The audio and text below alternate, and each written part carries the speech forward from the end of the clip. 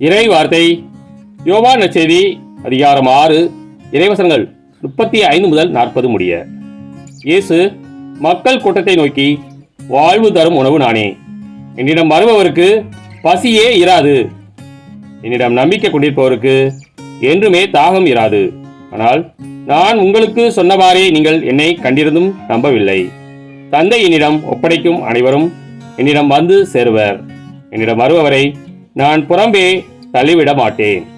ஏனெனில் என் சொந்த விருப்பத்தை நிறைவேற்ற அல்ல, என்னை அனுப்பியவரின் விருப்பத்தை நிறைவேற்றவே நான் விண்ணகத்திலிருந்து இறங்கி வந்தேன். அவர் என்னிடம் ஒப்படைக்கும் எவரையும் நான் அழிய விடாமல் இறுதி நாளில் அனைவரையும் உயிர்த்தெழச் செய்ய வேண்டும். இதுவே என்னை அனுப்பியவரின் திருவுளம்.